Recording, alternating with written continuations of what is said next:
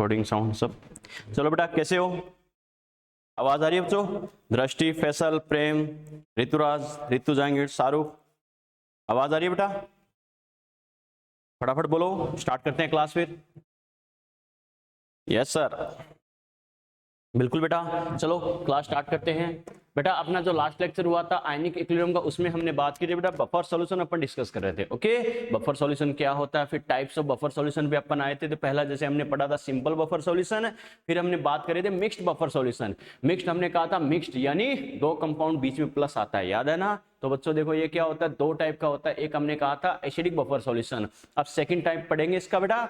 Second type क्या होगा, basic buffer solution. Okay, acidic buffer के अकॉर्डिंग अपन ने बात की, तो मैंने पूरे चैप्टर के स्टार्टिंग में आपको कहा था एसिड के बारे में अच्छे से समझना है, उसी के कंपैरिजन में क्या करना है, बेस के बारे में ध्यान रखना है। ओके, एज इट इज मैंने क्या कहा था, जैसे एसिड के बारे में कॉन्सेप्ट होता है सेम टू सेम कॉन्सेप्ट क्या होता है, बेस के बारे में होता है, बस थोड़ा सा माइनर चेंजेस होता जाता है। ओके, बस एसिड के कंपैरिजन में वैसे के वैसे अपन बेस के बारे में बात करेंगे। तो चलो बच्चों स्टार्ट करते हैं। नंबर 2 सेकंड बफर सॉल्यूशन की अपन बात करते हैं, basic buffer solution. Basic buffer solution, देखो बच्चों रटने की जरूरत नहीं पड़ेगी, अगर एसिडिक वाला अच्छे से हमने समझ लिया है तो उसी के कंपैरिजन में अपन क्या कर सकते हैं, बेसिक बफर सॉल्यूशन को डिस्कस कर सकते हैं। ओके, कैसे बेटा, अपन ने क्या कहा था एसिड में, क्या कहा था सबसे पहले, वीक एसिड और उसी वीक एसिड का स्ट्रॉन्ग बेस के साथ क्या होगा, जो सोल्ट होगा वो एसिडिक बफर बनाएगा। मैंने क्या कहा था, वीक एसिड और उसी वीक एसिड का स्ट्रॉन्ग बेस के साथ सॉल्ट, क्लियर, वो होता है एसिडिक बफर। इसके लिए क्या कहेंगे बच्चों, यानी वीक बेस, मैंने क्या कहा, वीक बेस और उसी वीक बेस का क्या होगा, स्ट्रॉन्ग एसिड के साथ जो सॉल्ट होगा। मैंने क्या कहा, वीक बेस और उसी वीक बेस का स्ट्रॉन्ग एसिड के साथ जो सॉल्ट होगा वो क्या करेगा, हो तो क्या होगा बेटा, बेसिक बफर सॉल्यूशन का फॉर्मेशन होगा। क्लियर, ये तो इसकी मेन कंडीशन है बच्चों बेसिक बफर की। क्लियर है, ठीक है। अब फॉर एग्जांपल अगर अपन डिस्कस करें बेटा, देखो स्क्रीन चल रही है क्या, स्क्रीन चल रही है बेटा, स्क्रीन चल रही है क्या, यस और no?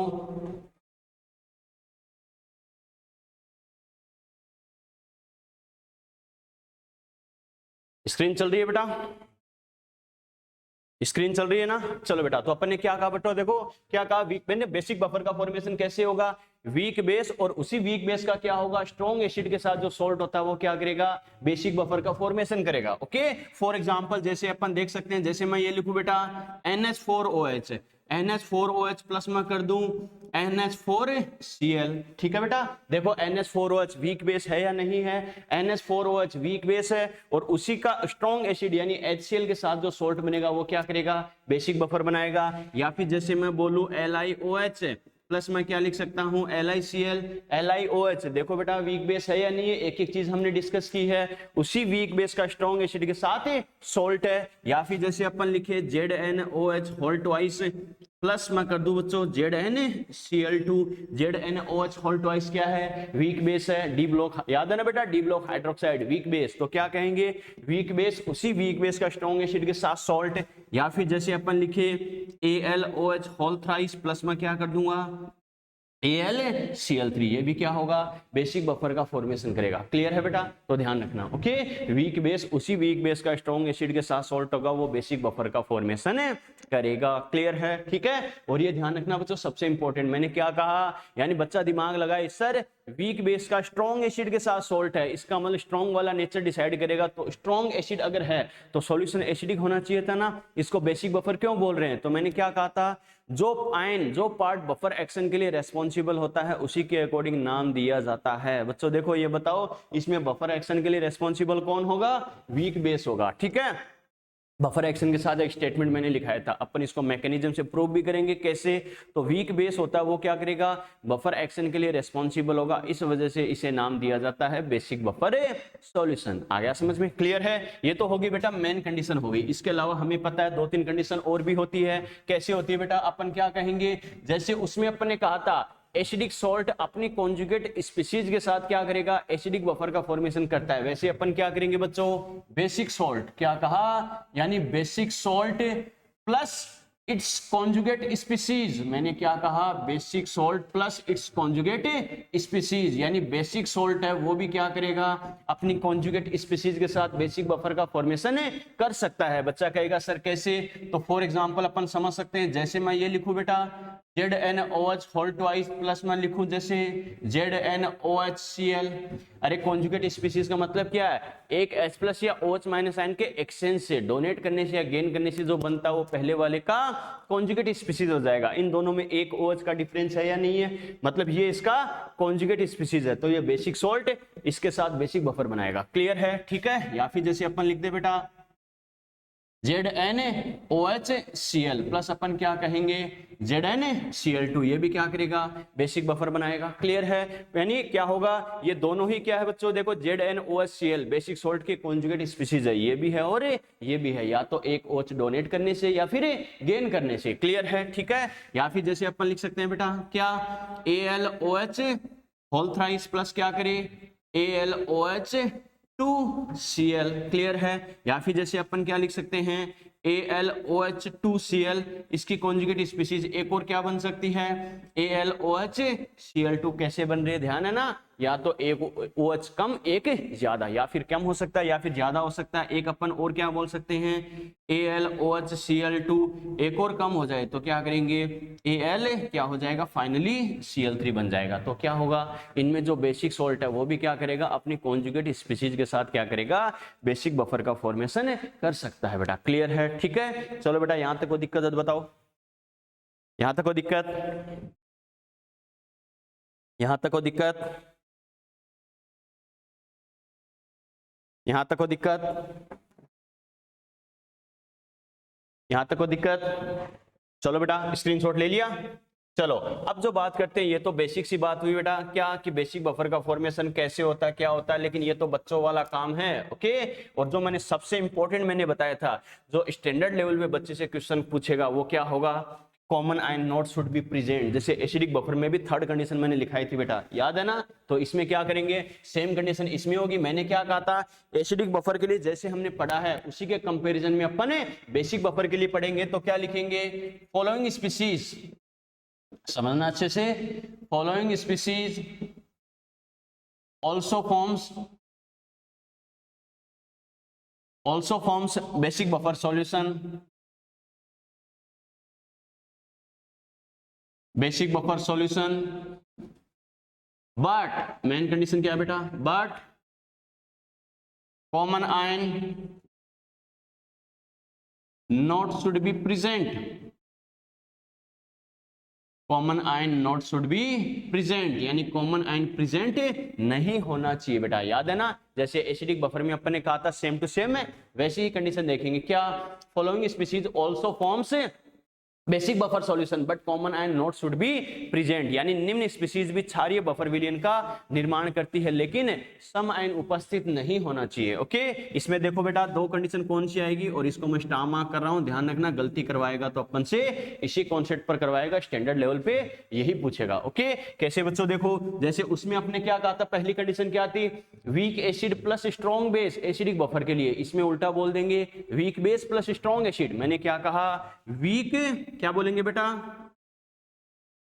Weak base plus strong acid, क्या कहा, weak base plus strong acid, but ये कंडीशन जरूर ध्यान रखनी है, but equivalent of weak base should be greater than equivalent of strong acid. मैंने क्या बोला बेटा, weak base plus strong acid, लेकिन वीक बेस के इक्विवेलेंट स्ट्रॉन्ग एसिड के कंपैरिजन में ज्यादा होने चाहिए। ओके, फॉर एग्जांपल बच्चा कहेगा सर कैसे, तो जैसे मान लो मैं ये ले लूं बेटा NH4OH प्लस HCl, मैंने क्या कहा, NH4OH प्लस HCl, ये बताओ weak base plus strong acid है या नहीं है बच्चों, क्लियर है, ठीक है।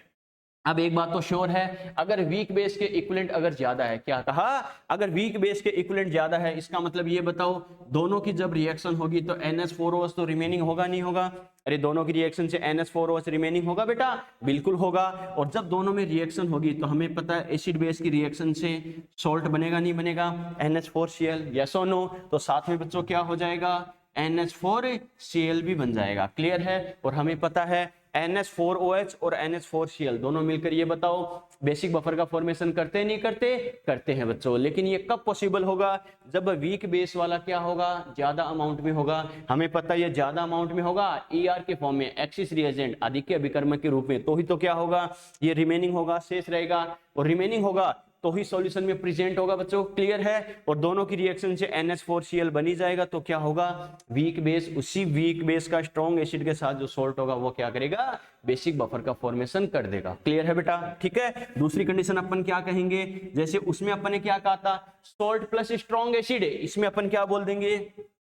Salt plus strong base. बस कंपैरिजन में याद रखना कैसे करना, क्या करना। मैंने क्या कहा? उसमें अपन ने क्या कहा था? सॉल्ट प्लस स्ट्रॉन्ग एसिड, इसमें क्या कहेंगे? Salt plus strong base. But वो कंडीशन इसमें भी अप्लाई होगी, equivalent of salt should be greater than equivalent of strong base. Salt के इक्विवेलेंट स्ट्रॉन्ग बेस से ज्यादा होने चाहिए। ओके, बच्चा कहेगा सर कैसे? तो फॉर एग्जांपल जैसे मैं ये लूं बेटा NH4Cl प्लस NaOH, ये बताओ अपन ने सॉल्ट प्लस स्ट्रॉन्ग बेस लिया है नहीं लिया? लिया बेटा। ये सॉल्ट है, ये स्ट्रॉन्ग बेस है, ठीक है। अब हमने कहा सॉल्ट के इक्विवेलेंट ज्यादा होनी चाहिए। सॉल्ट अगर ज्यादा होगा तो ये बताओ ये सॉल्यूशन में रिमेनिंग होगा नहीं होगा? यानी NH4Cl ये तो सॉल्यूशन में रिमेनिंग रहेगा क्योंकि ये एक्सिस में है, ठीक है। अब मैंने क्या कहा? अगर दोनों की रिएक्शन होगी, दोनों की रिएक्शन होगी तो देखो बेटा NH4 plus OH minus, opposite ion आपस में रिएक्शन कर सकते नहीं कर सकते? कर सकते हैं। तो क्या बनेगा इससे? NH4OH बन जाएगा। यस और नो? तो दोनों की रिएक्शन से जो NH4OH बनेगा तो NH4OH प्लस क्या हो जाएगा? NH4Cl। ओके, तो कहने का मतलब क्या है? दोनों की रिएक्शन से जो NH4OH बनेगा प्लस, और हमें पता है ये अगर एक्सिस में है सॉल्ट तो ये रिमेनिंग रहेगा, तो वीक बेस, उसी वीक बेस का स्ट्रॉन्ग एसिड के साथ सॉल्ट मिलकर क्या करेगा? बेसिक बफर का फॉर्मेशन कर सकता है। क्लियर है? तो कंडीशन दिमाग में सेट क्या रखनी है बेटा? Weak base plus strong acid, और सेकंड कंडीशन क्या? Salt plus strong base. Clear है? बेसिक बफर के लिए देख सकते हो common ion not should be present. इसमें देखोगे कॉमन आयन है क्या? NH4 plus OH minus H plus Cl minus, और इसकी बात करें बेटा देखो NH4 plus Cl minus Na plus OH minus, दोनों में या इन दोनों में कोई भी आयन कॉमन है क्या? नहीं बच्चों, कॉमन आयन प्रेजेंट नहीं होना चाहिए। आ गया समझ में? फिर मैंने क्या कहा? कंडीशन दिमाग में सेट क्या होनी चाहिए? Weak base plus strong acid, salt plus strong base. Clear है? लेकिन पहले जो लिखा है उसके इक्विवेलेंट ज्यादा होने चाहिए। क्यों होने चाहिए? ये भी मैंने रीजन बताया। आ गया समझ में? मैंने क्या कहा? पहले जो लिखा है उसके इक्विवेलेंट ज्यादा होने चाहिए। पहले जो लिखा है, हमने जो पहले लिखा है, ना कि एग्जामिनर ने पहले लिखा है। अगर एग्जामिनर ने उल्टा लिख के दे दिया तो उसके अकॉर्डिंग ध्यान रखना, रट के मत रखना। सर ने कहा था पहले जो लिखा है उसके इक्विवेलेंट ज्यादा होने चाहिए, एग्जामिनर ने उल्टा लिख दिया तो अपन उल्टा रिजल्ट कर दो। नो बेटा, हमने जो पहले लिखा है सीक्वेंस से ध्यान रखना, पहले वाले के इक्विवेलेंट ज्यादा होने चाहिए। क्लियर है बेटा? ठीक है, यहां तक कोई दिक्कत है तो बोलो, स्क्रीनशॉट लो, फटाफट आगे बढ़े।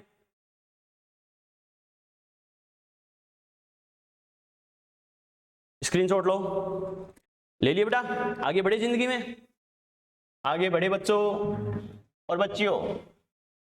चलो बेटा, तो ये अपन ने बात की बेसिक बफर का फॉर्मेशन है कैसे होता है, ये तो हमने बेसिक कॉन्सेप्ट देखा है। फिर मैं इस बात को रिपीट कर रहा हूं बच्चों, ध्यान रखना। मेन कंडीशन क्या कौन सी होगी? मेन कंडीशन होगी फर्स्ट वाली। फर्स्ट वाली कौन सी? वीक बेस, और उसी वीक बेस का स्ट्रॉन्ग एसिड के साथ सॉल्ट WA प्लस WA क्या होगा? सॉरी बेटा, WB plus WBSA। Weak base, उसी वीक बेस का स्ट्रॉन्ग एसिड के साथ सॉल्ट, जो सबसे पहली कंडीशन मैंने ब्लॉक की थी। सेकंड जो कंडीशन है, सेकंड कंडीशन कौन सी? कॉन्जुगेट यानी बेसिक सॉल्ट वाली, और तीसरी कौन सी? Common ion not should be present. Clear? ये तो क्या है बेटा? एक्स्ट्रा कंडीशन है कंफ्यूजन क्रिएट करने के लिए, सीधा ऑप्शन देने के लिए। लेकिन हमें क्या करेगा? मेन कंडीशन वो ध्यान रखनी है, फर्स्ट वाली। क्लियर है? चलो अब वन बाय वन बात करते हैं। ये तो अपन ने कहा यानी बेसिक बफर कैसे बनता है, क्या होता है। अब बात करते हैं वन बाय वन इसकी प्रॉपर्टी। तो क्या करेंगे? बफर एक्शन, क्या करेंगे? Buffer action of basic buffer solution. Buffer action of basic buffer solution, यानी बेसिक बफर सॉल्यूशन के लिए बफर एक्शन क्या होगा, कैसे होगा। तो सबसे पहले एक एक चीज का हमने मीनिंग समझा। बफर एक्शन का मतलब क्या होता है? मैंने क्या कहा था? बफर एक्शन, एक्शन का मतलब क्या होगा? अगर हम बफर सॉल्यूशन को डिस्टर्ब करने का एफर्ट करेंगे, डिस्टर्ब करने का मतलब है इसकी पीएच में चेंज करने का एफर्ट करेंगे, यानी इसमें स्ट्रॉन्ग एसिड या स्ट्रॉन्ग बेस मिलाकर इसकी पीएच को डिक्रीज या इंक्रीज करने का एफर्ट करेंगे, तो क्या होगा, अपनी पीएच को मेंटेन करने के लिए क्या होगा, सॉल्यूशन जो मैकेनिज्म अप्लाई करेगा वही इसका क्या होगा, बफर सॉल्यूशन। क्लियर है बेटा? चलो बच्चों वन बाय वन चेक करते हैं। सबसे पहले एज ए रेफरेंस एक एग्जांपल लेते हैं जिसके बेसिस पे अपन है इसकी रिएक्शन लिख सके, मैकेनिज्म शो कर सके। तो मैंने लिया जैसे NH4OH प्लस NH4Cl। NH4OH मतलब क्या, वीक बेस। NH4Cl क्या है, उसी वीक बेस का स्ट्रॉन्ग एसिड के साथ सॉल्ट है। ओके, तो ये अपन एग्जांपल लिया। इसके बेसिस पे अपन बात करें बच्चों, मैंने क्या कहा, एक्शन चेक करने के लिए डिस्टरबेंस क्रिएट होना जरूरी है, इसे डिस्टर्ब करके देखेंगे। और इसे डिस्टर्ब अपन कैसे करेंगे, मारपीट करके कमेंट करके थोड़ी कर सकते हैं बेटा, अपन कैसे करेंगे, इसमें स्ट्रॉन्ग एसिड या स्ट्रॉन्ग बेस ऐड करके देखते हैं कि अपनी पीएच को मेंटेन कैसे करेगा। ओके चलो बेटा, तो बात करते हैं। If some amount of strong acid added in solution, यानी सॉल्यूशन में क्या कर रहे हैं, स्ट्रॉन्ग एसिड की कुछ अमाउंट ऐड करके देखते हैं तो सॉल्यूशन अपने मैकेनिज्म को कैसे शो करता है बफर एक्शन के लिए। ओके, सबसे पहले देखो बेटा, अपना एग्जांपल क्या था, NH4OH प्लस हमें पता है वीक बेस, उसी वीक बेस का स्ट्रॉन्ग एसिड के साथ सॉल्ट। क्लियर है? वीक बेस तो हमें पता है वीक इलेक्ट्रोलाइट है, तो ये इजीली आयनाइज होगा क्या, नहीं, जैसा है वैसा का वैसा रहेगा, जरूरत पड़ी तो आयनाइज होगा, अदरवाइज नहीं होगा। लेकिन साथ में क्या है, इसके सॉल्ट है, तो सॉल्ट हमें पता है आयनिक कंपाउंड है, तो इजीली आयनाइज होगा या नहीं होगा, होगा बच्चों। क्लियर है? अब इसमें क्या ऐड कर रहे हैं, स्ट्रॉन्ग एसिड। स्ट्रॉन्ग एसिड ध्यान रखना बेटा, स्ट्रॉन्ग एसिड ऐड करते हैं, जैसे HCl ऐड करके देखते हैं। HCl ऐड करें तो हमें पता है HCl स्ट्रॉन्ग इलेक्ट्रोलाइट है, तो क्या होगा, इजीली H+ और Cl- में ब्रेक होगा या नहीं होगा, बिल्कुल बच्चों होगा। अब हमें पता है हमने जो HCl ऐड किया है ये क्या करेगा, ब्रेक होके H+ प्रोवाइड करवाएगा। अगर H+ फ्री फॉर्म में रह गया तो ये बताओ एसिडिक कैरेक्टर शो करेगा नहीं करेगा, एसिडिक कैरेक्टर शो करेगा, मतलब पीएच को डिक्रीज करेगा। अरे डिक्रीज करे चाहे इंक्रीज करे, चेंज तो कर ही देगा बेटा, यस और नो। क्लियर है? लेकिन ये बफर सॉल्यूशन ऐसा चाहता है इसकी पीएच इंक्रीज या डिक्रीज हो, यानी पीएच में चेंज हो, नो बेटा।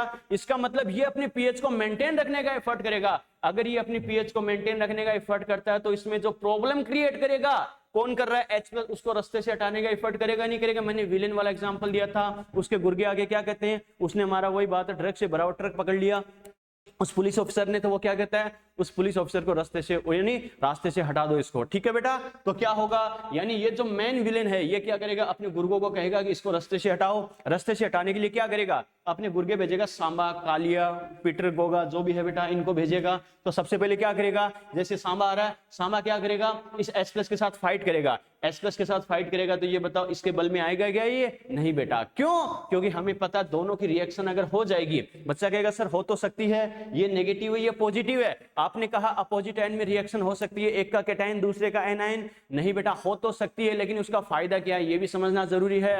अगर ये नेगेटिव ये पॉजिटिव इससे रिएक्शन करेगा तो क्या होगा बच्चों, इसमें पता है HCl बनेगा। HCl क्या है, स्ट्रॉन्ग एसिड है, स्ट्रॉन्ग एसिड है, हमें पता है स्ट्रॉन्ग इलेक्ट्रोलाइट बन गया तो वापस ब्रेक होके वापस H+ आयन दे देगा। तो ये बताओ इनकी रिएक्शन से कोई फायदा है क्या, नहीं बच्चों। इसका ना सांबा को भेजा, कोई फायदा नहीं हुआ, ये कहा सर बॉस मुझसे तो नहीं हुआ। फिर कालिया को भेजेगा, कालिया को, कालिया तू जा रे, कालिया कहेगा सर मैं भी प्लस हूं, ये भी प्लस है, मुझसे तो फाइट नहीं होगी, मैं इससे नहीं लड़ सकता। इसका मतलब क्या होगा, इसका भी काम नहीं होगा। अब क्या होगा, जो साइड के जो गुर्गे बेटा, साइड विलेन काम नहीं करे तो मेन विलेन खुद आएगा बीड़ी फेंक के। बच्चों देखो क्या होगा, ये कहेगा तुमसे नहीं होगा रे, तुमको ऐसे ही मैंने रखा है। अब मेन विलेन खुद आएगा, अब मेन विलेन खुद आ रहा है बीड़ी फेंक के। देखो बेटा क्या होता है, तो देखो क्या होगा, मेन विलेन NH4OH क्या करेगा, H+ के साथ रिएक्शन करेगा। अब हमें पता है बच्चों क्या, अगर ये H+ है, हमें पता है H+ है तो इनके कौन से आयन से रिएक्शन करेगा, ये NH4+ से या OH- से, OH- से। तो क्या बनेगा, NH4+ बन गया, साथ में क्या हो गया,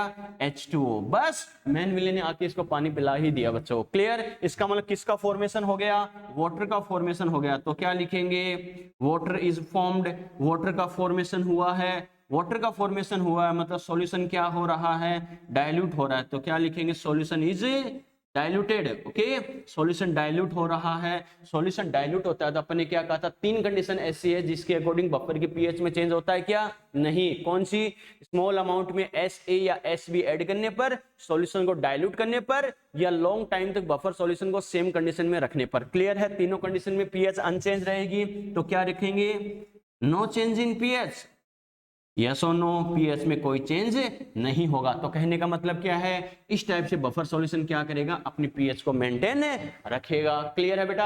अब बात करते हैं, ये तो अपने देखा इसकी बफर एक्शन स्ट्रॉन्ग एसिड मिलाने के रेस्पेक्ट में क्या होती है। अब बात करेंगे स्ट्रॉन्ग बेस के रेस्पेक्ट में, तो क्या कहेंगे, if some amount of strong base added in buffer solution, यानी परबल क्षार की कुछ मात्रा बफर विलयन में मिलाई जाए, तो देखते हैं बच्चों क्या होगा। अपना मेन सॉल्यूशन क्या था, वीक बेस प्लस उसी वीक बेस का स्ट्रॉन्ग एसिड के साथ सॉल्ट, ये तो अपना मेन बफर सॉल्यूशन था बच्चों। क्लियर है। अब हमें पता है ये तो वीक वाला है, तो बेचारा ऐसा कैसा रहेगा, जरूरत पड़ी तो ठीक है, वरना एज इट इज रहेगा।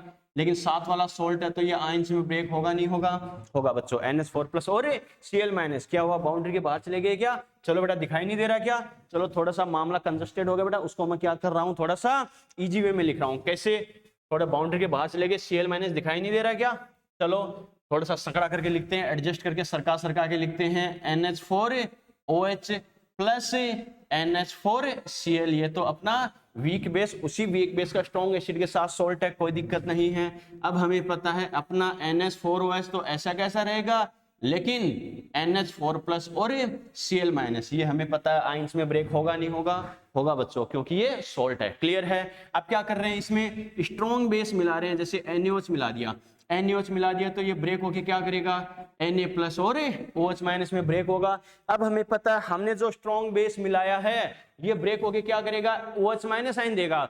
अगर OH- आयन फ्री फॉर्म में रह गया तो ये बताओ अपना करेक्टर शो करेगा नहीं करेगा, करेगा, बेसिक करेक्टर शो करेगा, बेसिक करेक्टर शो करेगा, मतलब पीएच को इंक्रीज करेगा, इंक्रीज करे या डिक्रीज करे, ये बताओ। बफर सॉल्यूशन ऐसा चाहेगा क्या इसमें चेंज हो पीएच में, नो बेटा। तो ये क्या करेगा, जो आयन प्रॉब्लम क्रिएट कर रहा है उसको रास्ते से हटाएगा, उसको रास्ते से हटाएगा, मतलब किसको हटाएगा, OH- को। वही सबसे पहले क्या अपने गुर्गे भेजेगा, वही बात है, कालिया, सांबा, पीटर, गोगा, इनको भेजेगा। इन्होंने काम कर दिया तो खुद के लड़ने की जरूरत ही नहीं पड़ेगी बेटा। तो देखते हैं कौन सा रिएक्शन करता है। सबसे पहले वही पीटर को भेजा कि पीटर तू जा, पीटर कहेगा सर मैं भी नेगेटिव ये भी नेगेटिव, मैं तो फाइट नहीं कर सकता, तो पीटर बाहर हो गया। फिर का गोगा तू जा, गोगा आ रहा, देखो बेटा गोगा क्या करेगा, गोगा NH4+ क्या करेगा, इस OH- से रिएक्शन करेगा। तो ये बताओ बच्चों, NH4+ अगर OH- से रिएक्शन करे तो हमें पता है क्या बनेगा, NH4OH बन जाएगा, यानी अमोनियम हाइड्रोक्साइड, अमोनियम हाइड्रोक्साइड बन गया।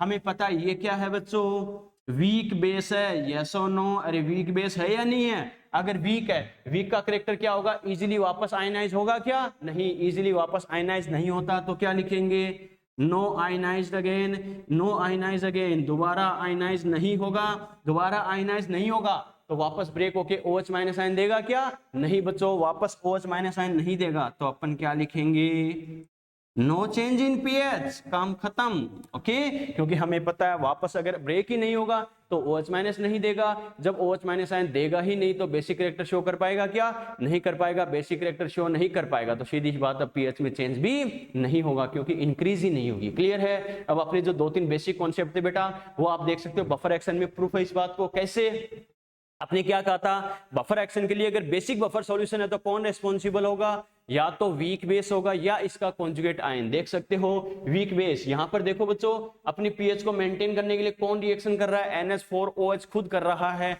और यहां पर कौन कर रहा है, इसका कॉन्जुगेट आयन यानी NH4+ कर रहा है। किसी भी कंडीशन में ये बताओ Cl- रिएक्शन कर रहा है क्या, नहीं कर रहा है। तो अपनी स्टेटमेंट बोला था अगर एसिडिक बफर है तो वीक एसिड और या फिर उसका कॉन्जुगेट आयन, और अगर बेसिक बफर है तो वीक बेस या इसका कॉन्जुगेट आयन बफर एक्शन के लिए रेस्पॉन्सिबल होता है। क्लियर है यहां तक, ठीक है बेटा। चलो अब बात करते हैं बेटा, देखो दूसरी कंडीशन क्या, सर आपने ये क्यों बोला, स्ट्रॉन्ग क्या होगा, स्ट्रॉन्ग एसिड या स्ट्रॉन्ग बेस जो ऐड करते हैं वो स्मॉल अमाउंट में लेते हैं बेटा। तो बात वही आ रही है क्या, अगर मान लो ये HCl ज्यादा अमाउंट में होता तो हमें पता इससे आने वाला H प्लस भी ज्यादा अमाउंट में होता है। अगर H प्लस की अमाउंट ज्यादा होती, कंसंट्रेशन बहुत ज्यादा होती, तो इससे रिएक्शन करके पूरा का पूरा H प्लस एन सॉल्यूशन से रिमूव हो जाए, इसकी कोई गारंटी है क्या? नहीं। ये अगर ज्यादा कंसंट्रेशन होती HCl की, तो उससे आने वाले H प्लस की कंसंट्रेशन भी ज्यादा होती। अगर H प्लस की कंसंट्रेशन ज्यादा होती तो हमें पता है कुछ इससे रिएक्शन कर जाता, कुछ रिमेनिंग रह सकता था, कुछ रिमेनिंग रह सकता था। इसका मतलब क्या होगा? कुछ रिमेनिंग रह जाता, कुछ शेष रह जाता, तो वो अपना करेक्टर शो करता, एसिडिक करेक्टर शो करता, यानी पीएच में चेंज कर देता। इसका मतलब ये कब बेस्ट है? बेस्ट कंडीशन कौन सी मान सकते हैं? जब स्ट्रॉन्ग एसिड स्मॉल अमाउंट में ले, स्मॉल अमाउंट में लेंगे तो उससे आने वाले H प्लस की कंसंट्रेशन भी क्या होगी? कम होगी। H प्लस की कंसंट्रेशन कम होगी तो सारे H प्लस आयन इससे रिएक्शन करके रिमूव होने के चांसेस ज्यादा होंगे। क्लियर है? वैसी कंडीशन यहाँ पर है बच्चों। अगर NaOH अगर ज्यादा अमाउंट में होता तो क्या होगा? आने वाले OH माइनस की कंसंट्रेशन भी ज्यादा होती। OH माइनस की कंसंट्रेशन अगर ज्यादा होती तो क्या होगा बेटा? इससे रिएक्शन करके कुछ रिएक्शन कर जाते, कुछ रिमेनिंग रह जाते, और जो OH माइनस आयन रिमेनिंग रह जाते वो क्या करते बच्चों? वो अपना बेसिक करेक्टर शो कर सकते थे। लेकिन सबसे बेस्ट कंडीशन क्या? पीएच को मेंटेन करने के लिए स्ट्रॉन्ग बेस को ही कम अमाउंट में ले लो, स्मॉल अमाउंट में ले लो। कम अमाउंट में होगा तो आने वाले OH माइनस की कंसंट्रेशन भी कम होगी। अगर OH माइनस की कंसंट्रेशन कम होगी तो क्या होगा बच्चों? इससे आने वाले जो क्या होगा? OH माइनस की कंसंट्रेशन कम होने पर सारे OH माइनस इससे रिएक्शन करके रिमूव हो सकते हैं, यानी पीएच को मेंटेन चेंज नहीं कर पाएंगे बच्चों। क्लियर है? ये अपने बात की इसकी बफर एक्शन है क्या होती है। कोई दिक्कत है तो बोलो बच्चों, कोई दिक्कत?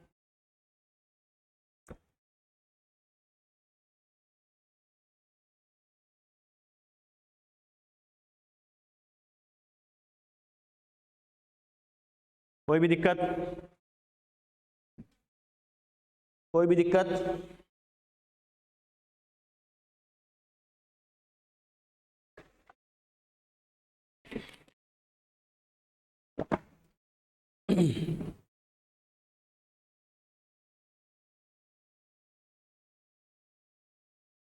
आगे बढ़े बच्चों, या यहां तक कोई दिक्कत? Prem, Drishti, Prem, no sir, no sir, no sir. बाकी बच्चों के आंसर नहीं आए? फैसल, ऋतुराज, ऋतु जांगिड, शाहरुख, कुमकुम कहाँ गई रे? दृष्टि बोल, उसे क्लास अटेंड किया कर, फायदे में रहेगी। चलो बेटा, बात समझ में आ गई? ये तो अपने बात की इसकी बफर एक्शन क्या होगा, कैसे करना है। क्लियर है यहां तक? चलो अब बात करते हैं बेटा। देखो बस इतना तो आपको आइडिया लग गया होगा, जैसे अपने एसिडिक बफर पढ़ा था सेम टू सेम उसी के अकॉर्डिंग कंडीशन है या नहीं है? है बच्चों। बस थोड़ा सा बेसिक कॉन्सेप्ट दिमाग में होना चाहिए कि एसिडिक में मुझे क्या चेंज करना है, बेसिक में मुझे क्या चेंज करना है, उसके अकॉर्डिंग फिर आपके लिए कुछ ज्यादा टिपिकल काम नहीं होगा बेटा। ओके चलो अब बात करते हैं पीओएच। क्या कहा? POH of basic buffer, pOH of basic buffer solution,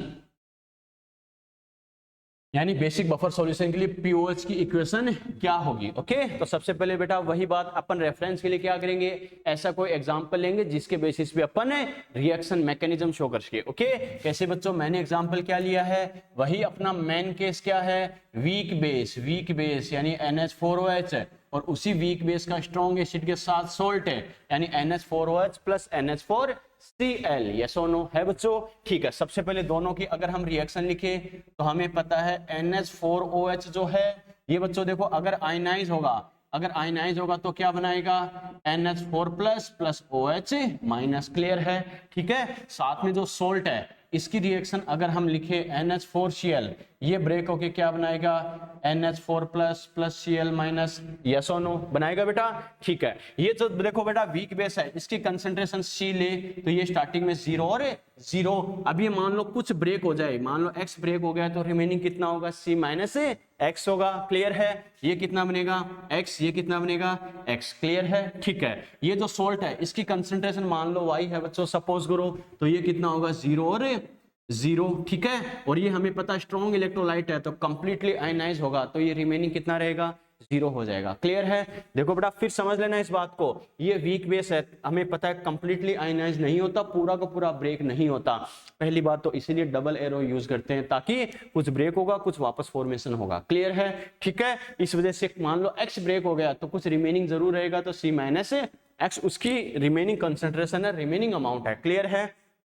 ये सोल्ट है, इसकी कंसंट्रेशन y है तो ये 0 और 0। क्लियर है।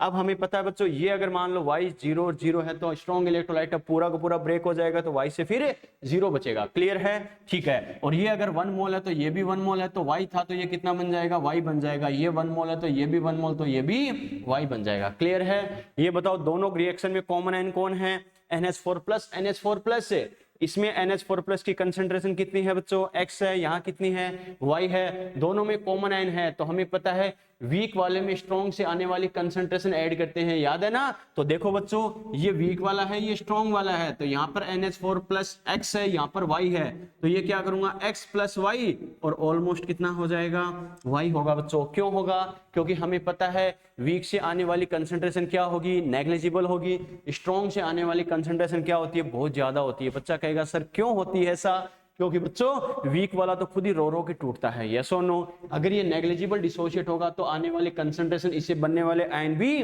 नेग्लिजिबल कंसंट्रेशन में होंगे। क्लियर है। जबकि स्ट्रॉन्ग इलेक्ट्रोलाइट होता है वो 100% आयनाइज होता है, पूरा का पूरा ब्रेक होता है, पूरा का पूरा ब्रेक होता है, तो उससे आने वाली कंसंट्रेशन भी ज्यादा होगी। क्लियर है। तो y के कंपेरिजन में x की अमाउंट बहुत कम होती है, बहुत कम होती है, तो x + y ऑलमोस्ट क्या होगा, y के इक्वल हो सकता है। क्लियर है बेटा। चलो बच्चों देखो, अब बात करेंगे इसके लिए इक्वेशन लिखेंगे। तो मैंने क्या कहा, जैसे एसिडिक बफर के लिए Ka लिखते हैं, वैसे बेसिक के लिए क्या लिखेंगे बच्चों, Kb। मैंने क्या कहा था, बस माइनर चेंजेस करते जाएंगे।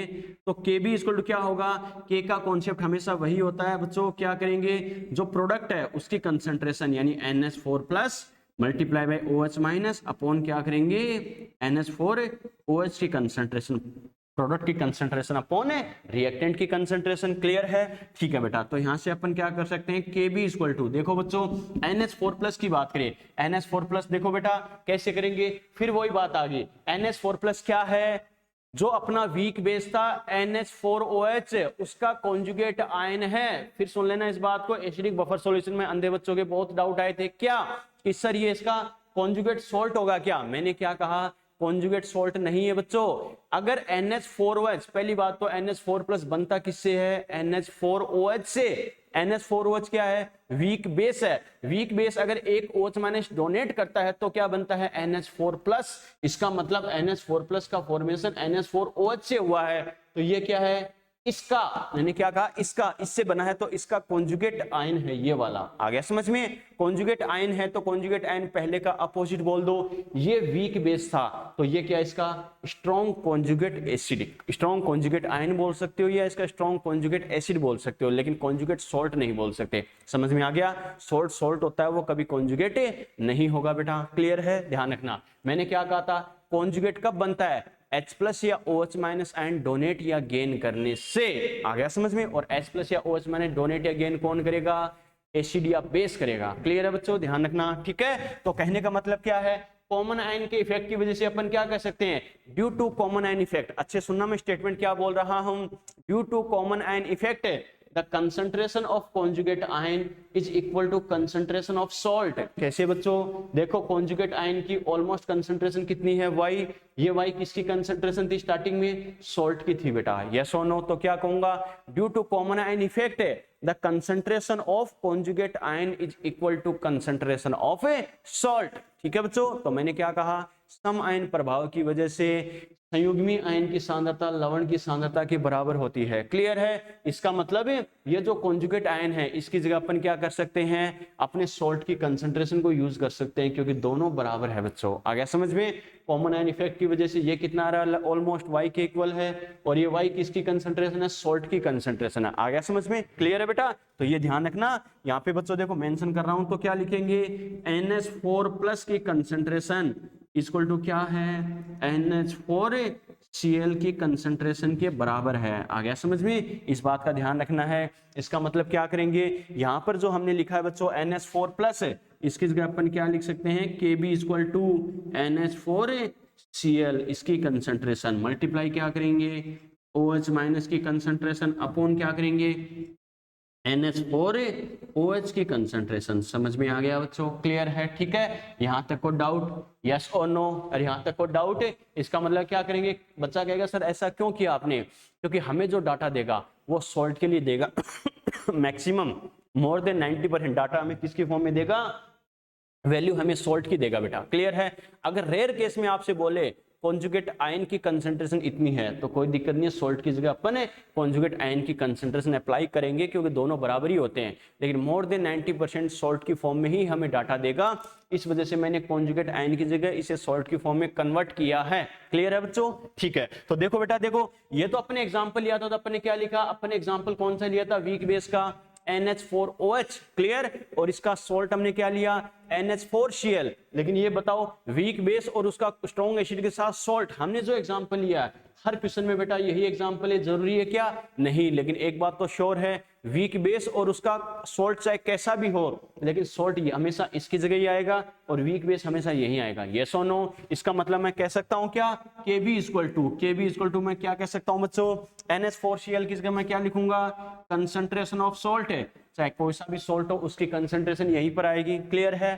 मल्टीप्लाई बाय क्या करेंगे, concentration of OH minus, clear है बच्चों। और वीक बेस जो है, जो भी बेस होगा इसकी जगह उसकी कंसंट्रेशन यहीं पर आएगी बच्चों, तो ये क्या होगा, कंसंट्रेशन ऑफ बेस, क्लियर है। ठीक है, अब मैंने क्या कहा था, अगर एसिडी की सॉल्यूशन की बात करें तो अपन क्या करते हैं बच्चों, पीएच की इक्वेशन तक जाते हैं, बेसिक सॉल्यूशन होगा तो पीओएच तक जाते हैं ना। जैसे H+ की कंसंट्रेशन से पीएच हमारे पास आती है, वैसे ही OH माइनस कंसंट्रेशन से क्या आ जाएगा, पीओएच आएगा, क्लियर है। इसका मतलब क्या लिख सकते हैं, concentration of OH minus equal to क्या हो जाएगा, Kb। देखो बेटा, इससे मल्टीप्लाई कर दो तो क्या हो जाएगा, कंसंट्रेशन ऑफ बेस अपॉन क्या लिखेंगे, अपॉन कंसंट्रेशन ऑफ सॉल्ट, इसकी कंसंट्रेशन आ जाएगी, समझ में आ गया। अगर डायरेक्टली पूछे OH माइनस कंसंट्रेशन क्या होगी तो ये फॉर्मूला काम मिलेंगे, क्लियर। जब हमारे पास OH माइनस कंसंट्रेशन आ गई तो ये बताओ पीओएच कैलकुलेट कर सकते हैं, नहीं कर सकते, कर सकते हैं बेटा। तो क्या लिखेंगे, हमें पता है पीओएच इक्वल टू क्या होता है, minus log of OH minus concentration, clear है।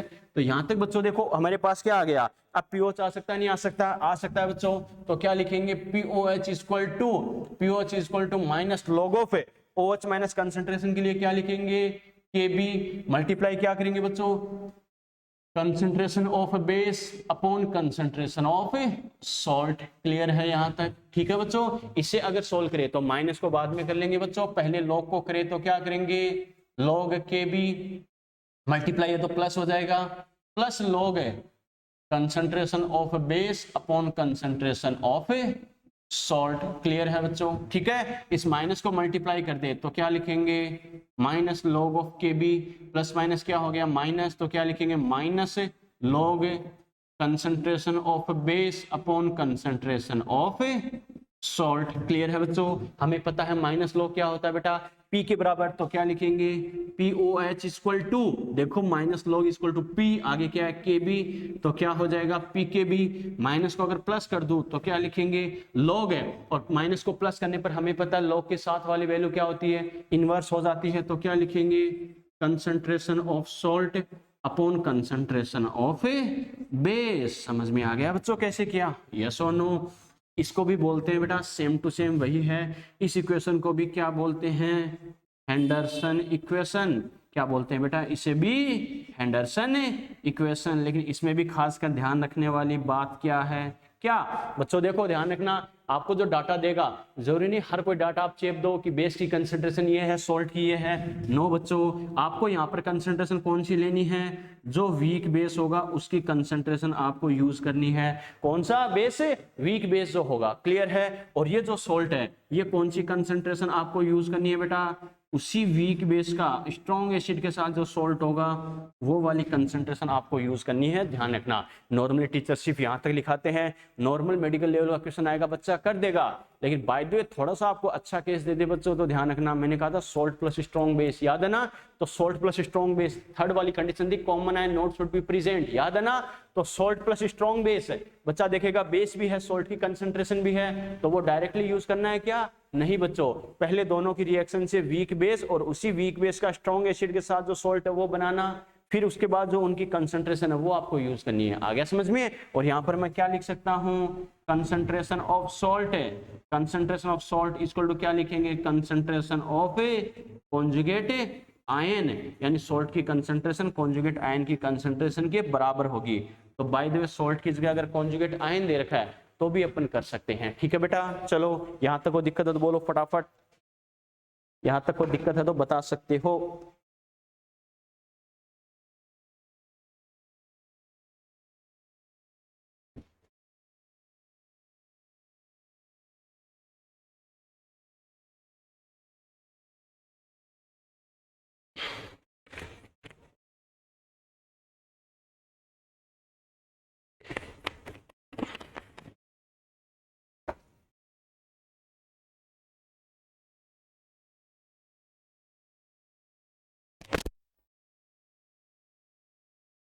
यहां तक कोई दिक्कत?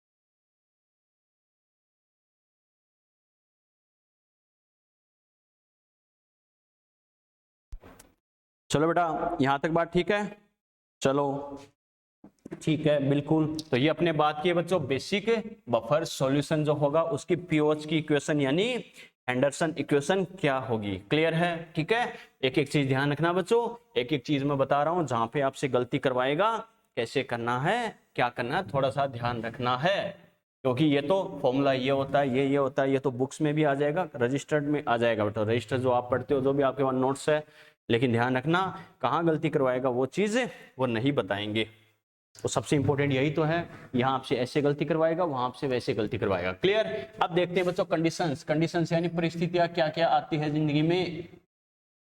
कंडीशंस, बच्चा सोचेगा सर बहुत बुरी बुरी कंडीशंस आती है जिंदगी में, बिल्कुल बेटा आती है। वैसे ही बफर सॉल्यूशन में कौन कौन सी कंडीशंस आती है बेटा, उसके अकॉर्डिंग बात करते हैं। जैसे उसमें हमने 7 टाइप की कंडीशंस डिस्कस की थी बेटा, सेम टू सेम वैसा ही करेंगे। कैसे? सबसे पहले अपनी इक्वेशन में लिख रहा हूं ताकि बच्चे को कंफ्यूजन ना हो कि सर ने ये कैसे कर दिया। POH pKb plus log salt upon concentration of a base, clear है? पहली बात तो बच्चे के दिमाग में सेट होना चाहिए क्या, कि दोनों बफर की जो इक्वेशन है, हेंडरसन इक्वेशन, एसिडिक या बेसिक बफर के लिए, दोनों में क्या आता है, लॉग, यानी सॉल्ट तो ऊपर आता ही आता है। अगर एसिडिक बफर है तो salt upon acid, basic buffer होगा तो salt upon base, clear? Acidic buffer है तो पीएच, बेसिक होगा तो पीओएच, एसिडिक बफर है तो पीके, बेसिक बफर होगा तो पीकेबी। कॉमन सेंस है बेटा, क्लियर है? चलो सबसे पहली कंडीशन अगर हम डिस्कस करें तो क्या लिखेंगे, if concentration of salt equal to concentration of a base, यानी सॉल्ट की कंसंट्रेशन क्या हो, बेस की कंसंट्रेशन के इक्वल हो, क्लियर है? अगर इक्वल है तो देखते हैं बच्चों क्या होगा, pH equal to pKb plus log है, सॉल्ट की कंसंट्रेशन x है तो बेस की भी कितनी होगी, x हो जाएगी बच्चों, क्लियर? x से x को उड़ा दे तो अपन क्या लिख सकते हैं, पीकेबी प्लस क्या हो जाएगा, log 1, क्लियर? log 1 कितना होता है बेटा, 0, तो क्या आ जाएगा, पीओएच, पीओएच इक्वल टू क्या आ जाएगा, पीकेबी आ जाएगा, क्लियर है? ठीक है, और इसको अपन क्या बोलते हैं, मैंने कहा था बच्चों मैक्सिमम बफर कैपेसिटी, क्यों बोलते हैं, ध्यान है ना, मैक्सिमम बफर कैपेसिटी, बस उसमें जो कॉन्सेप्ट डिस्कस किया था सेम टू सेम है, बस थोड़ा सा डिफरेंस है बच्चों। क्या मैक्सिमम बफर कैपेसिटी का मतलब क्या है, इसका मतलब यहाँ पर पीएच में चेंज का अपोज सबसे ज्यादा होगा, मैक्सिमम होगा। पीएच में चेंज का अपोज अगर मैक्सिमम है, इसका मतलब पीएच कांस्टेंट रहेगी, यस और नो? क्योंकि पीएच में चेंज का अपोज सबसे ज्यादा होगा, मतलब चेंज होने ही नहीं देगा, ओके? और वो कैसे होगा देख सकते हो, अगर दोनों कंसंट्रेशन इक्वल है तो हमें पता है ये तो कैंसिल आउट हो गया, मतलब पीएच क्या आएगा, जो आपको बेस दे रखा उसका कांस्टेंट था यानी केबी था, उसकी हेल्प से जो पीकेबी आया एग्जैक्ट उसके इक्वल ही आएगा, क्लियर? इसका मतलब दोनों कंसंट्रेशन इक्वल आ गई। आपसे बोले बेस का कांस्टेंट केबी जैसे 10⁻⁵ है तो पीकेबी कितना आ गया, 5 होगा नहीं होगा? कांस्टेंट अगर फिक्स है 10⁻⁵ तो पीकेबी फिक्स होगा नहीं होगा, 5 फिक्स होगा बच्चों। इसका मतलब केबी अगर फिक्स है तो पीकेबी की वैल्यू फिक्स है, पीकेबी अगर फिक्स है तो हमें पता पीओएच की वैल्यू भी फिक्स होगी, एक कांस्टेंट वैल्यू होगी। पीओएच फिक्स है तो पीएच भी फिक्स होगा, पीएच में चेंज, इसका मतलब पीएच में चेंज नहीं होगा, चेंज नहीं होगा मतलब बफर कैपेसिटी मैक्सिमम होगी। समझ में आ गया, क्लियर है? तो यहाँ पर क्वेश्चन बना सकता है बेटा, ध्यान रखना, आ गया समझ में? ऑप्शन दोनों दे सकता है बच्चों, क्या होगा, या तो ये दोनों कंसंट्रेशन बराबर या फिर ये दोनों वैल्यू बराबर होगा बच्चों। आ गया समझ में, क्लियर है? चलो सेकंड कंडीशन अपन क्या लिख सकते हैं, if concentration of salt, if concentration of salt equal to 10 time concentration of base, यानी सॉल्ट की कंसंट्रेशन क्या है बच्चों, बेस की कंसंट्रेशन के 10 टाइम है। ओके, तो अपन क्या कह सकते हैं, pOH equal to pKb plus अपन क्या कहेंगे बेटा, देखो pOH equal to pKb plus अपन क्या कह सकते हैं, लॉग कंसंट्रेशन ऑफ सॉल्ट। अगर बच्चों देखो क्या है बच्चों, बेस की कंसंट्रेशन x है तो सॉल्ट वाली क्या होगी 10x होगी, यस और नो। x से x को उड़ा देंगे तो क्या लिख सकते हैं, पीकेबी प्लस क्या हो जाएगा log 10, log 10 कितना होता है 1 होता है, तो यहाँ से क्या लिखेंगे पीओएच इक्वल टू क्या होगा पीकेबी प्लस 1 हो जाएगा। ये मेरे पास किसकी वैल्यू आएगी, पीओएच की वैल्यू आएगी। क्लियर है, ठीक है। नंबर थ्री पर अपन बात करते हैं, इफ कंसंट्रेशन ऑफ बेस, हमें उल्टा दे सकता है बच्चों, if concentration of base equal to 10 time concentration of salt, यानी बेस की कंसंट्रेशन सॉल्ट की अगर 10 टाइम हो तो कैसे करेंगे, तो अपन क्या कर सकते हैं, पीओएच इक्वल टू क्या होगा पीकेबी प्लस लॉग सॉल्ट की कंसंट्रेशन x है तो बेस की क्या होगी 10x हो जाएगी, x से x को उड़ा दे बेटा अपन तो क्या लिखेंगे पीकेबी प्लस क्या हो जाएगा log 1/10। क्लियर है, इसको हम क्या लिख सकते हैं बच्चों, पीकेबी माइनस log 10, कैसे कर रहे हैं ध्यान है ना, और log 10 कितना होता है बच्चों 1 होता है, ध्यान है, तो क्या लिखेंगे पीओएच इक्वल टू क्या आ जाएगा पीकेबी माइनस 1। समझ में आ गया, क्लियर है। और यही क्या आता है पीएच रेंज पर क्वेश्चन बनता है, यहाँ पर क्या होगा, यहाँ पर क्वेश्चन क्या बनता है बच्चों, पीएच रेंज का क्वेश्चन बनता है बच्चों, क्या, तो पीओएच रेंज इक्वल टू क्या हो जाएगी, रेंज का मतलब मैंने क्या कहा था, यहाँ से लेकर यहाँ तक, तो पीओएच रेंज क्या हो जाएगी equal to pKb plus minus 1 हो जाएगा बच्चों। क्लियर, बच्चा कहेगा सर रेंज का मतलब ये यहाँ से लेकर यहाँ तक कैसे आया, तो मैंने क्या कहा था बेटा, रेंज का मतलब ही क्या होता है, रेंज का मतलब होता है यहाँ से लेकर यहाँ तक। ओके, अगर सोल्ट अगर 10 टाइम है तो पीकेबी की जो वैल्यू है +1 हो सकता है उसका, अगर बेस वाली कंसंट्रेशन 10 टाइम है तो पीकेबी -1 हो सकता है। बच्चा कहेगा सर 10 टाइम है तो +1 -1 हो रहा है, अगर 100 या 1000 टाइम होता है तो +2 -2 +3 -3 हो सकता था, लेकिन ऐसी कंडीशन आ जाएगी तो वो बफर सॉल्यूशन की फॉर्म में बिहेव नहीं करेगा। अगर दोनों की कंसंट्रेशन में इतना डिफरेंस आ गया तो हमें पता, ध्यान रखना, तो बच्चों बफर की फॉर्म में बिहेव कब कर सकता है, जब मैक्सिमम दोनों में डिफरेंस क्या हो 10 टाइम हो, ये इसका 10 टाइम या फिर ये इसका 10 टाइम। क्लियर, इससे ज्यादा डिफरेंस नहीं होना चाहिए। क्लियर है बेटा, चलो नेक्स्ट कंडीशन डिस्कस करते हैं। नंबर 4 है, if a strong acid of X concentration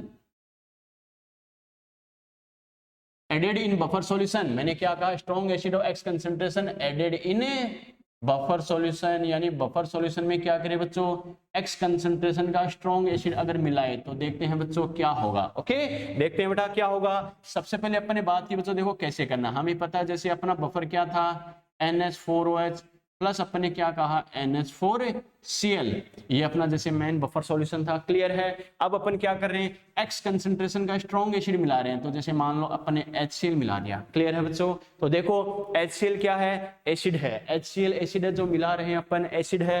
ये बताओ इसके सामने दो कंपाउंड है, एक तो क्या है NH4OH जो वीक बेस है, एक है सॉल्ट है, तो HCl को अगर ऑप्शन दे दोनों के साथ रिएक्शन करने का तो किससे रिएक्शन करेगा, मैंने बताया था पाकिस्तान वाला केस बेटा, याद है ना, अपने सामने पाकिस्तान और एक दूसरा कंट्री हो तो दोनों से अगर फाइट करने पहले किसका नंबर लेंगे, पाकिस्तान का, क्योंकि वो अपना जस्ट अपोनेंट है, अपना प्रबल विरोधी है बेटा। यस और नो, ठीक है बेटा, इसका मतलब क्या कहेंगे, यानी एसिड है तो किससे रिएक्शन करेगा, इससे बेस से रिएक्शन करेगा, बेस से रिएक्शन करके क्या बनाएगा NH4Cl बनाएगा। यस और नो, NH4Cl अगर बनेगा तो मैं क्या कहूंगा, सॉल्ट की कंसंट्रेशन क्या होगी, इंक्रीज होगी। यस और नो, सॉल्ट की कंसंट्रेशन इंक्रीज क्यों हो रही है, क्योंकि मिलाने वाला एसिड क्या होगा, इस बेस से रिएक्शन करेगा। अगर बेस से रिएक्शन करेगा तो सीधी सी बात है बच्चों, बेस की कंसंट्रेशन क्या होगी, डिक्रीज होगी। यस और नो, होगी नहीं होगी, इसका मतलब अपनी जो इक्वेशन थी, अपनी इक्वेशन क्या थी बेटा, POH equal to PKB plus log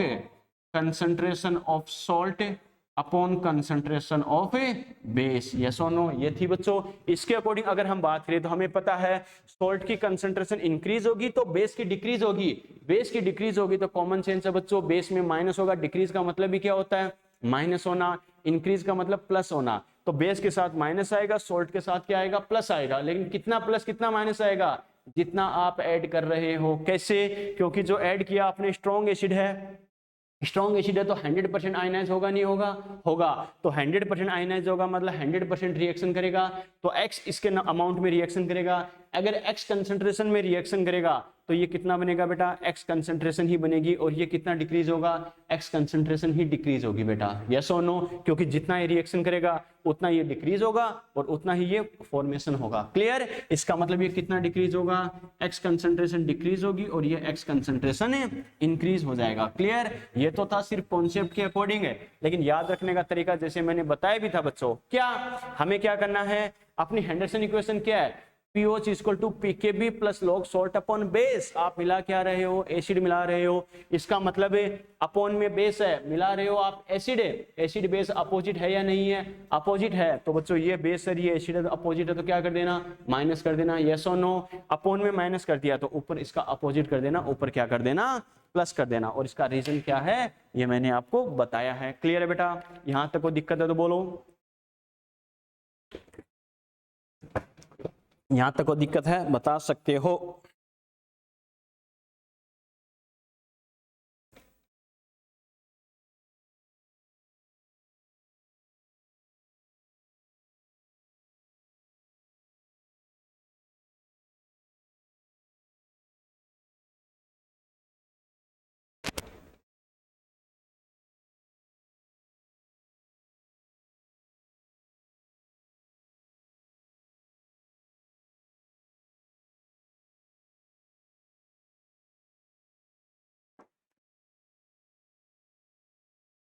चलिए बेटा, यहां तक कोई दिक्कत, यस और नो, यहां तक कोई दिक्कत, कोई भी दिक्कत,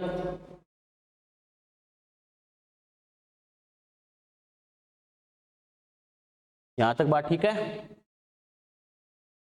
चलो बेटा, तो देखो अपने कितनी कंडीशन डिस्कस की अपने, 4 हो गई क्या।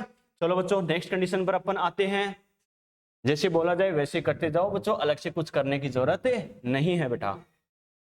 कैसे देखते हैं, चलो देखो नंबर 5 कंडीशन क्या है, जैसे अपन ने क्या कहा है नंबर 4 तक, तो अपन ने क्या कहा बेटा, यानी x कंसंट्रेशन का स्ट्रॉन्ग एसिड ऐड करते हैं। क्लियर है, अब बात करते हैं स्ट्रॉन्ग बेस ऐड करके देखते हैं, तो क्या लिखेंगे, if a strong base of x concentration, if strong base of x concentration added in buffer solution, यानी बफर सॉल्यूशन में क्या कर रहे हैं बच्चों, x कंसंट्रेशन का स्ट्रॉन्ग बेस ऐड करके देखते हैं क्या होता है। ओके, तो सबसे पहले क्या करेंगे, अपना एग्जांपल क्या था बफर का, NH4OH प्लस NH4Cl। क्लियर, इसमें आप क्या कर रहे हो, स्ट्रॉन्ग बेस ऐड कर रहे हो बेटा, यानी NaOH आप ऐड कर रहे हो। क्लियर है, NaOH ऐड कर दो, कोई दिक्कत नहीं है। अब हमें पता है ये NaOH है, NaOH है तो हमें पता रिएक्शन तो ये करेगा, लेकिन किसके साथ रिएक्शन करेगा, इसके सामने दो कंपाउंड है NH4OH और NH4Cl। हमें पता है NH4OH तो खुद ही बेस है, बेस और बेस में रिएक्शन होगी क्या, नहीं, तो ये किससे करेगा, इस सोल्ट से कर लेगा रिएक्शन। कोई दिक्कत नहीं है, क्योंकि सोल्ट तो खुद ही आयनिक कंपाउंड है, इजीली आयंस में ब्रेक होकर क्या करेगा, रिएक्शन करने के लिए ये तो तैयारी बैठा रहता है बच्चों। क्लियर है, इसका मतलब क्या होगा, इन दोनों की रिएक्शन से किसका फॉर्मेशन होगा बच्चों, NH4OH बनेगा। यस और नो, इसका मतलब मैं क्या कह सकता हूं, अगर इनकी रिएक्शन होती है तो बेटा क्या होगा, अगर रिएक्शन बाय द वे हो रही है तो NH4OH का फॉर्मेशन तो हो गया, कोई दिक्कत नहीं है। अगर NH4OH का फॉर्मेशन हो गया तो मैं क्या कहूंगा, इसके अकॉर्डिंग बेस की कंसंट्रेशन क्या होगी, इंक्रीज होगी। क्यों, कुछ NH4OH पहले से था, अब और फॉर्मेशन हो जाएगा, इसका मतलब बेस की कंसंट्रेशन इंक्रीज होगी, लेकिन ये सोल्ट इसके साथ रिएक्शन कर रहा है, तो ये बताओ सोल्ट की कंसंट्रेशन क्या होगी, डिक्रीज होगी बेटा। यस और नो, क्योंकि इसके साथ रिएक्शन करेगा तो डिक्रीज तो होगा ना, होगा बच्चों, बिल्कुल होगा। तो यहां से अपन क्या कह सकते हैं, अपनी हेंडरसन इक्वेशन क्या होगी, POH equal to PKB plus log concentration of salt upon concentration of a base. इसके अकॉर्डिंग अगर हम बात करें बेटा, तो देखो क्या कहेंगे, बेस की कंसंट्रेशन इंक्रीज, सॉल्ट की डिक्रीज, लेकिन कितना इंक्रीज कितना डिक्रीज होगा, जितना ये रिएक्शन करेगा। क्यों, NaOH क्या है, स्ट्रॉन्ग बेस है, अगर स्ट्रॉन्ग बेस है तो हमें पता है पूरा का पूरा रिएक्शन करेगा, यानी x कंसंट्रेशन रिएक्शन में पार्टिसिपेट करेगी तो कितना फॉर्मेशन होगा, x फॉर्मेशन होगा। एक्स फॉर्मेशन होगा तो पहले जो कंसंट्रेशन थी इसमें एक्स ऐड हो जाएगा।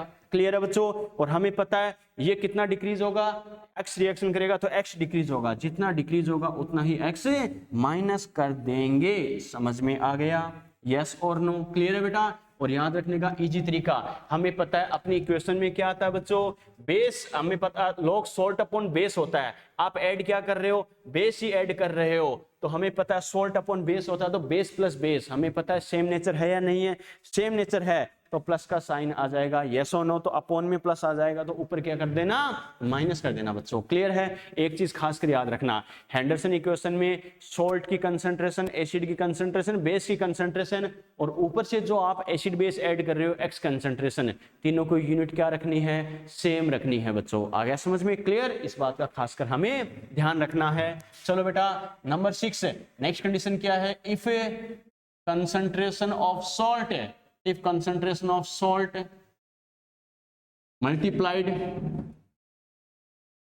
by n times, क्या कहा, मल्टीप्लाइड बाई n टाइम्स। इसका मतलब एक बात तो श्योर है बच्चों, देखो कैसे करना है, अपनी इक्वेशन क्या थी, अपनी हेंडरसन इक्वेशन है POH equal to PKB plus log concentration of salt upon concentration of base. Yes और नो? जैसे बोला है वैसे करते जाओ बच्चों। देखो क्या कर रहा है, सॉल्ट की कंसंट्रेशन को क्या कर रहा है, n टाइम मल्टीप्लाई कर रहा है। तो बच्चों एक बात तो श्योर है, हमारे पास यहाँ पर दो टाइप की पीओच आएगी, एक तो कौन सी, सॉल्ट की कंसंट्रेशन को n टाइम मल्टीप्लाई करने से पहले, एक कौन सी आएगी, n टाइम मल्टीप्लाई करने के बाद। इसका मतलब दो पीओच कौन सी, ओल्ड पीओच, न्यू पीओच। ओल्ड पीओच कौन सी, जो मल्टीप्लाई करने से पहले थी, न्यू पीओच कौन सी, जो मल्टीप्लाई करने के बाद है। ओके, इसके अकॉर्डिंग अगर हम बात करें बच्चों तो अपन क्या कर सकते हैं, देखो मैंने करने का तरीका बताया था, याद है ना, जो इक्वेशन में पहले से प्रेजेंट था उसे हटा देना, क्योंकि जो डिफरेंट होगा उसी की वजह से डिफरेंस आएगा, ये ध्यान रखना। क्लियर है?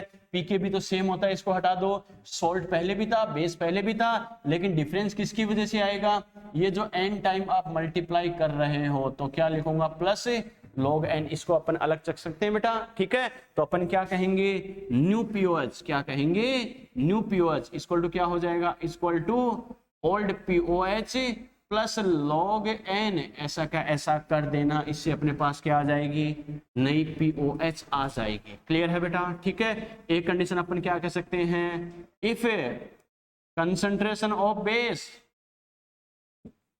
Is multiplied by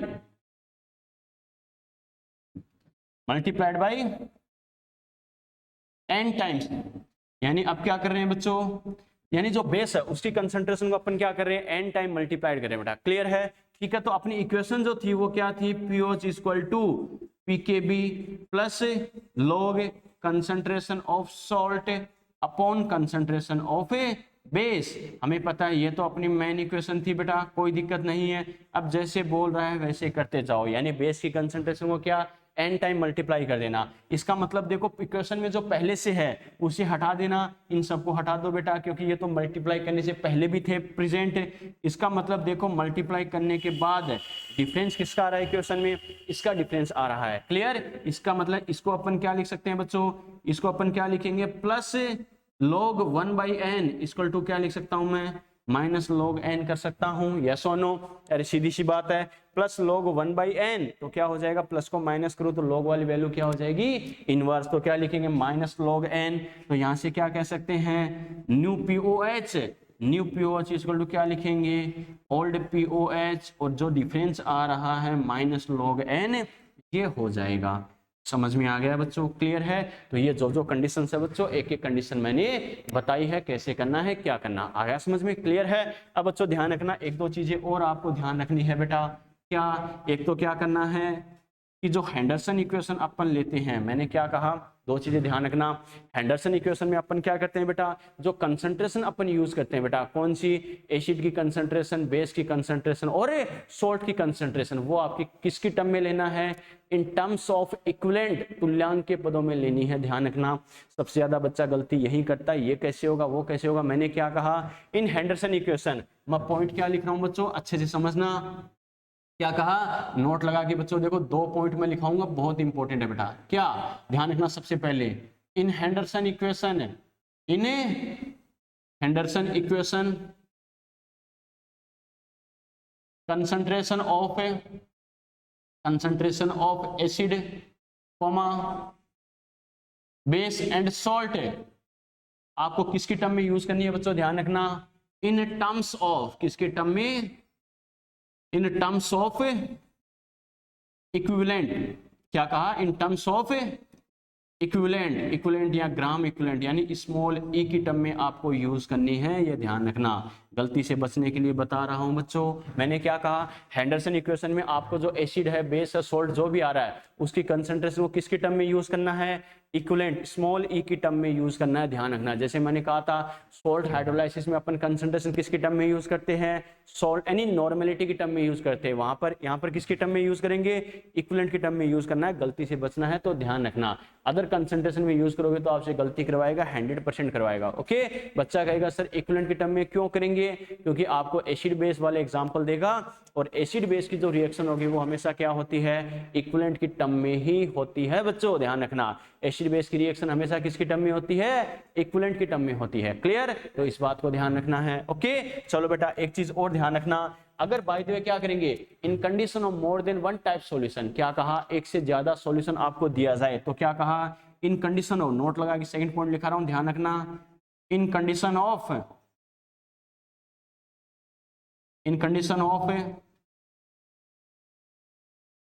more than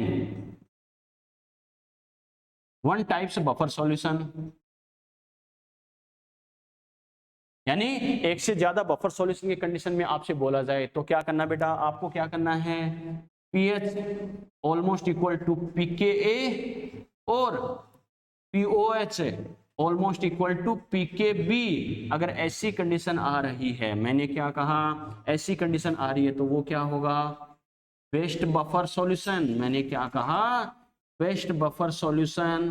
बच्चा कहेगा सर कैसे, तो खासकर इस बात को ध्यान रखना है बच्चों, क्या कहा, अगर आपको एक से ज्यादा टाइप के सॉल्यूशन दिए जाए, मैंने क्या कहा, एक से ज्यादा टाइप के सॉल्यूशन आपको दिए जाए तो क्या होगा, आपसे बोले कुछ भी आपको नहीं देगा, सिर्फ आपको 4 ऑप्शन देगा, क्या, इनमें से कौन सा सॉल्यूशन बेस्ट बफर सॉल्यूशन के अकॉर्डिंग बिहेव करेगा, ओके, कौन सा सबसे बेस्ट बफर होगा, तो आपसे ये बोला जाएगा, तो ध्यान रखना आपको वो ऑप्शन चूज करना जिसमें क्या हो, पीएच क्या हो, ऑलमोस्ट पीके के बराबर हो, या फिर पीओच इक्वल टू पीकेबी के बराबर हो। बच्चा कहेगा सर दोनों कैसे, अगर एसिडिक बफर देगा तो ये ऑप्शन देगा, बेसिक बफर देगा तो ये ऑप्शन देगा, ओके ठीक है। मैंने देखो लहराते हुए लिखा, मतलब ऑलमोस्ट लिखा है, ऑलमोस्ट इसलिए लिखा कि जरूरी नहीं एग्जैक्ट ही दे, आपको क्या करना है, वो ऑप्शन सबसे बेस्ट होगा जो सबसे नियरेस्ट होगा। बच्चों ध्यान रखना, एग्जैक्ट है तो बहुत अच्छी बात है, अगर कोई ऑप्शन एग्जैक्ट नहीं है, मतलब एग्जैक्ट इक्वल नहीं है, तो आसपास वाले ऑप्शन आपको देखने हैं, यानी पीएच क्या होगा, पीएच और पीके का रिलेशन क्या होगा, जो सबसे नियरेस्ट वैल्यू होगी वो सबसे बेस्ट बफर होगा, या फिर पीओ जिसके पीकेबी के सबसे नियरेस्ट वैल्यू होगी वो क्या होगा,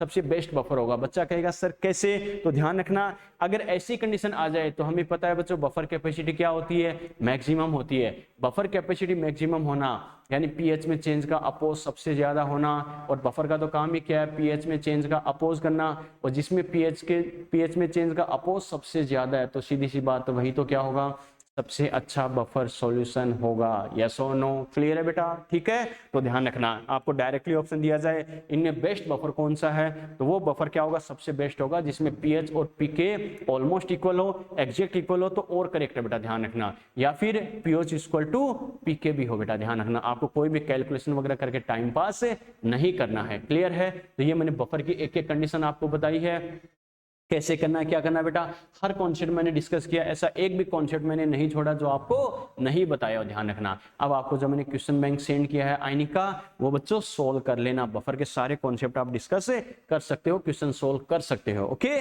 चलो बेटा नेक्स्ट लेक्चर में अपन बात करेंगे डिफरेंट टाइप के सॉल्यूशन की पीएच के बारे में, ओके। बच्चा कहेगा सर अब ये कौन से डिफरेंट टाइप सॉल्यूशन बच गए, तो बच्चों देखो अभी तक हमने पीएच के बारे में कई सारे कॉन्सेप्ट अपने डिस्कस किए हैं, क्या, पीएच स्केल पढ़ा है, फिर वीक एसिड वीक बेस का आयनाइजेशन पढ़ा है, फिर सॉल्ट हाइड्रोलाइसिस पढ़ा है, फिर बफर पढ़ा है, यानी पीएच का कॉन्सेप्ट कई जगह अपने डिस्कस किया है। लेकिन अभी भी कुछ स्पेशल कंडीशंस ऐसी होती है जिसमें अब तक जो भी कॉन्सेप्ट हमने पढ़े उसमें से कोई सा भी अप्लाई नहीं होगा, और अब तक जो भी पीएच के बारे में पढ़ा अगर वो अप्लाई नहीं होगा तो कुछ 7-8 स्पेशल कंडीशंस होती है जो अपन नेक्स्ट लेक्चर में 1 बाय 1 डिस्कस करेंगे, कैसे करना है, क्या करना है, ठीक है। यहां तक कोई दिक्कत है तो बोलो बेटा फटाफट, आज के लेक्चर में कोई दिक्कत है तो बोलो, कोई भी दिक्कत फटाफट, कोई भी दिक्कत है बता सकते हो फटाफट। रितु, दृष्टि, फैसल, प्रेम, शाहरुख, कोई भी दिक्कत बेटा? ठीक है, चलो बफर के क्वेश्चन सोल्व कर लेना बेटा। एक एक कॉन्सेप्ट डिस्कस किया मैंने, उसी के अकॉर्डिंग आपको क्वेश्चन बैंक सोल्व करना। किसी बच्चे के पास क्वेश्चन बैंक ना हो तो मुझे व्हाट्सअप कर देना बेटा, कोई दिक्कत नहीं है, मैं आपको पीडीएफ फाइल सेंड कर दूंगा, या कोचिंग के आसपास है तो कोचिंग आके लेके जा सकता है शिखर अगर रहता तो। क्लियर है? चलो बाकी अपन कंटिन्यू करेंगे, अलग अलग टाइप के सॉल्यूशन के पीएच, अलग अलग कंडीशन है वो नेक्स्ट लेक्चर में यहाँ तक अच्छे से कर लेना। ठीक है बेटा, ओके बाय। स्क्रीनशॉट ले लो फटाफट, बंद करता हूँ फिर।